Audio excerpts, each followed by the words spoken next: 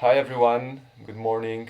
Here from London, this is Arinova, Gaia Kingdom channel, and today we have a second part of our interview with Sir Julian Rose.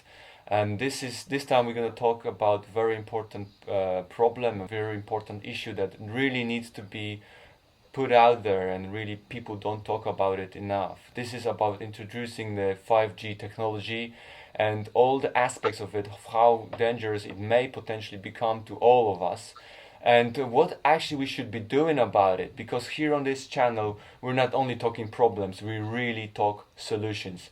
Good morning, Julian. How are you? Good morning. I'm very well. Thank you, Ryan. Yes, yes. This is an extremely important subject at this particular moment in time, which is the reason why I actually changed my focus, my immediate focus from genetically modified organism work, particularly in Poland with Jadwiga, to 5G, because it's moving extremely fast and the danger level is even more extreme than that of genetically modified organisms. So the whole thing is very interconnected. As people who do research into any of these issues will always find that they're all coming from the same source. They're all coming from a shadow government interested in working with the dark side. I mean, really talking quite literally about satanic forces, Masonic levels. And from the perspective of that side of life, because it does really exist, the world is a place to be possessed, to be controlled. It's nothing to do with spontaneity, beauty, love, and any of the things that we recognize as the genuine qualities. I think 5G belongs very, very strongly in this category. Actually, unfortunately, most of the Gs, that is 2G, 3G, 4G, are perhaps slightly lesser forms of the same thing, and have become addictive as communication forms. But they are tolerable within certain limits, although I'm not going to talk about that now, so I do put a proviso around that. If there was another conversation, I would tell you a lot more about the problems associated with those. However, we're talking about something of a power measurement 10 to 100 times more than 4G, which is what everybody's using on their mobile phones. Yes. 10 to 100 times more powerful. Yes. More penetrating. Yeah. More destructive on every level: human, environmental, insect, animal, and right down to the DNA. So this is being rolled out as of very recently indeed. In fact, it was only on Friday that London officially decided, not decided, that London just is announced that it was going to go ahead. I'm talking about the telecom in London. Telecom is going to be 5G city. So anyone living in London, you are going to be hit.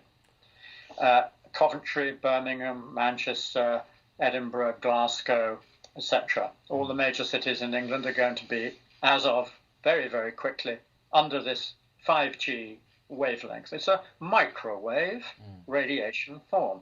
And as anyone who ever had a microwave oven, and I certainly don't recommend them, knows, microwaves cook from the inside out. Yeah. And that's a very important point to remember. It's at the center of this whole thing. You don't feel anything. You don't even really necessarily feel much on the outside of yourself, although you will find something with your skin being irritated. Because going in there and it's cooking from the inside out. That's why it's so incredibly dangerous. So very briefly, the way it works with 5G is on something called millimeter wavelengths. Most of the wavelengths of 3G, 4G, 2, 3, and 4G are on broader wavelengths that go something like this, if people can see my hand, this, like this, like this. Whereas 5G goes like this, millimeter wavelength, millimeter. That is going to involve having to have transmitters every 10 to 12 houses on every street. And these transmitters are going to be transmitting a cloud of electromagnetic frequencies which will be impossible to get out of. Everyone will be trapped. and it will go through the wall into people's houses. It'll go through everything.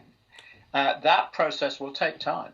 I don't think they'll rush it, because if they rush it, people's resistance will spark a rebellion. Oh, yeah. So they'll try and do it fairly slowly so you don't notice. And this is how everything works.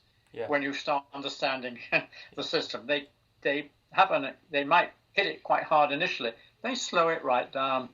And then our attention gets caught by something else. Some war breaks out in the Middle East and everyone's forgotten about it, Yeah. And then they suddenly rush in. Yeah. And behind your back, they suddenly have introduced the whole thing. Yeah. So you've got this on every street, every 10 houses, a very dangerous little transmitter.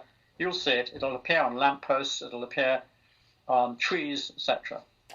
Well, now, going hand in hand in that is they've cut down a lot of trees, because actually the leaves on trees block the signal. So you can't have trees. Trees are a very bad idea. So you'll start seeing areas where there are trees being removed. And that's always going to be a signal, so watch out for it. The other thing is this. They're launching this year 20,000 satellites. I'm talking about a consortium which includes Google, Virgin Airlines, or pretty much all the major globalist institutions are involved in one form or another. They're launching 20,000 satellites this year, another 20,000 next year, to cover the entire planet. And they even quote every square inch. Now, when you hear this, you can have two reactions. You can say, oh, great, I'm camping out with the Bedouins in Sahara, and, there's no internet out here. So finally, we'll get it. Well, this will be really fantastic. Or you can say, oh, my God, this is total control. This is what Orwell and Huxley were talking about. This is a trap which, if we get caught in it, we will lose our freedom entirely, and we will lose our health entirely, and we will simply be automatons. We will be cyborg people. Now, the difficulty having a conversation like this is knowing where to stop without telling you too much. But I'm going to try and cut it into something bite-sized, as people say, in order not to go too far down the rabbit hole in one session. I think it's probably enough to convey the fact that that is the problem. Now, perhaps we can try and devote the next part of the conversation to the solution. Yeah. I mean, I can't wait to ask you, what do you think we should ought to do as a solution? But me becoming, I'm just I don't know. There's probably something in my DNA. I'm just born optimist, and I can see in every problem, I immediately seek not only solution, but I look at this as a way to transform into a benefit. Okay. And not a benefit in terms of, I'm gonna make a nice, side business on it, because there's many people doing that. There's many people selling like shelters and I don't know, probably some creams for 5G. That's a good idea. Anyway, but what I'm saying is, I'm trying always to look into the deeper perspective, why things are occurring, what is really the bigger plan behind it. The way I see it is that, well, if you have a bully in a school, you have two possibilities. You can either being a victim of the bully for many years, and you become into like a human who's really suffering all the life with the depression and whatever, or you can stand up to it and you become empowered, and you become a person who really has taken control over the life and over the reality, and so-called. And as brave as it may sound, or maybe as naive as it may sound, in the end of the day, that's the bottom line. It's really about us looking into ourselves and looking whether we are actually going to be ignorant society who's really like doesn't care, and who in the end will receive what is what is designed to receive. It's just not really caring, it's not really looking into this stuff.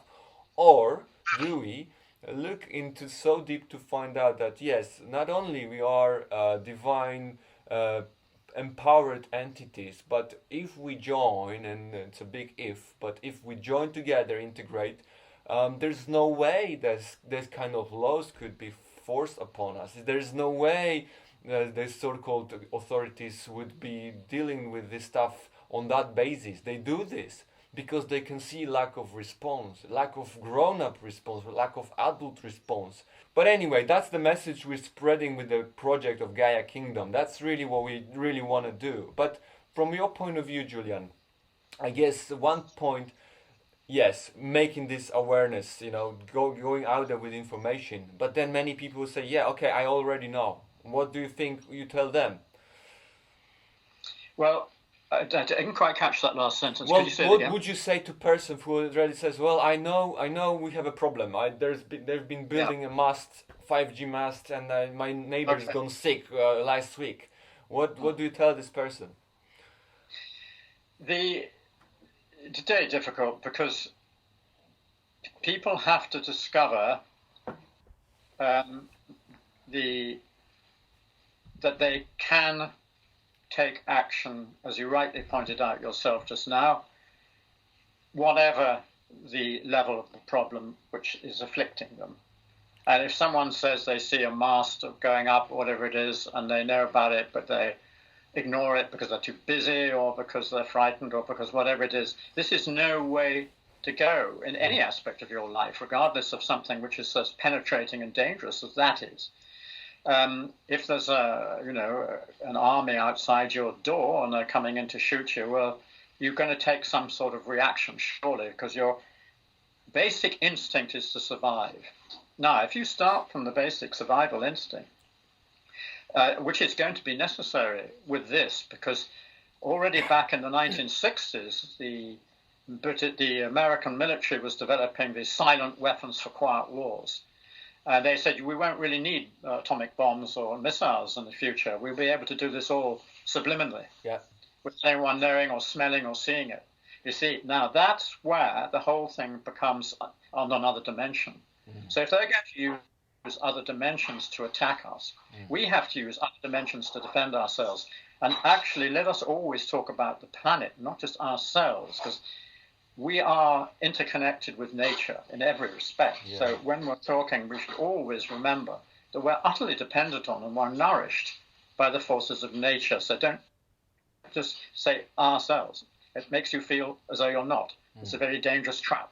So within that context, I believe, and I think you touched on it in a certain respect, I believe, because there are no obvious solutions to this, where people are meeting at this very moment in time and trying to work them out. But I believe the first step would be to try and raise one's own level of vibration to match that of the incoming one and to overtop it. And that is actually, since it's going to be on a vibrational level, the whole of the silent weapons for quiet wars are all on vibrations on HZ hertz. We're talking about different HZ levels. I expect people are aware of something called the Schumann resonance, which operates at 7.83 hertz, I believe, or very close to that.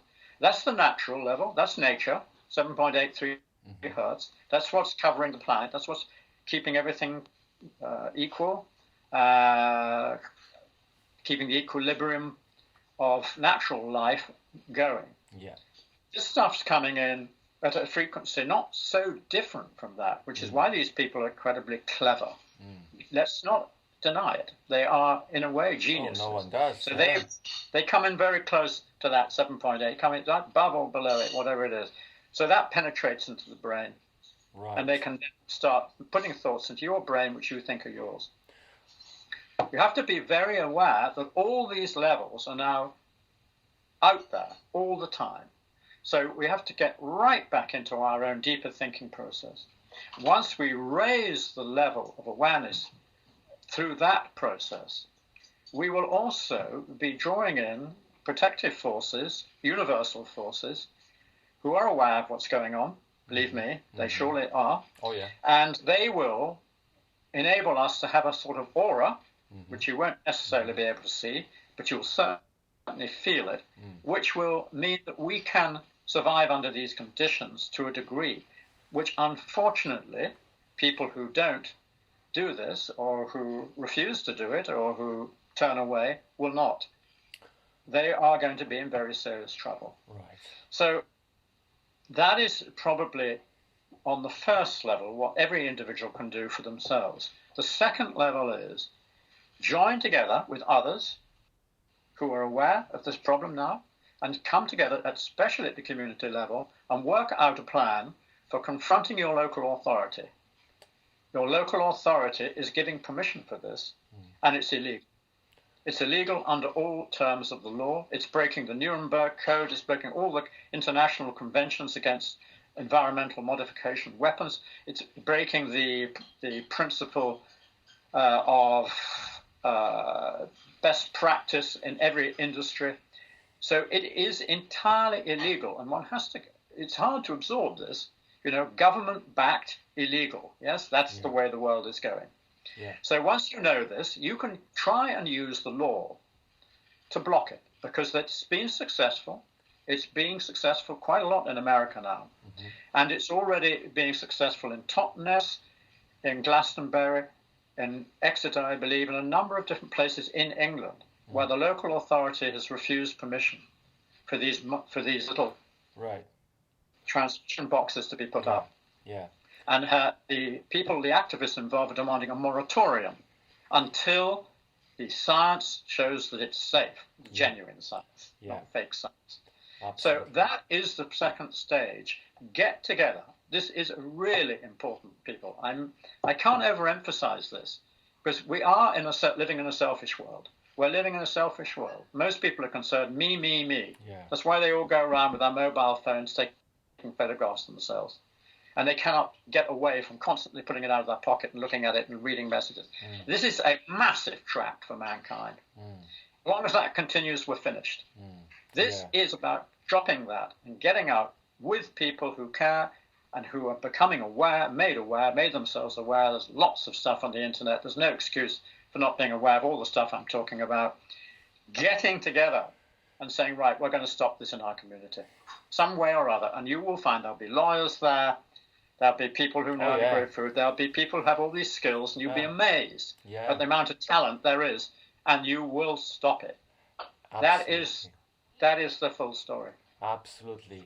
And it's fascinating, all the things you've just said. But for me, I wanted to pick up on a couple of things that you mentioned about the human resonance and about the empowerment of the communities, the whole communities. Like among them, there will be people who actually are government bodies, and they have all their kids, and they're signing this agreements, and they're not even realizing what they do into their own families, because it's actually affecting everyone, and they probably do it just out of pure ignorance, or just simply not understanding.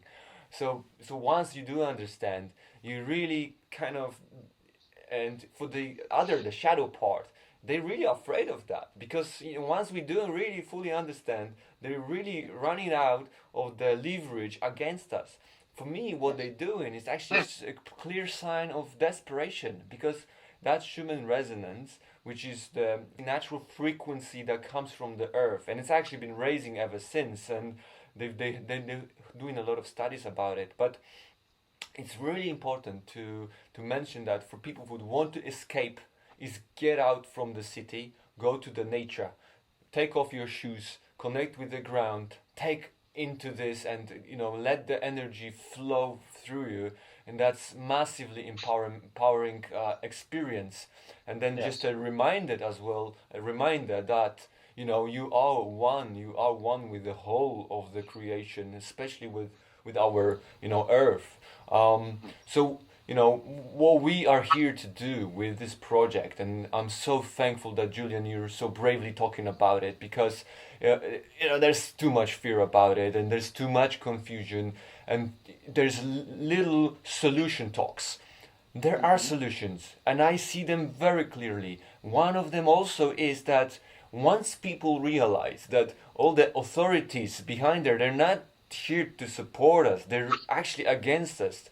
Once we see the mechanism of what is really happening in the minds of the people in control, once we start understand the mechanism of human consciousness, then we will actually empower ourselves to create new, and we need the new change. We need a new paradigm.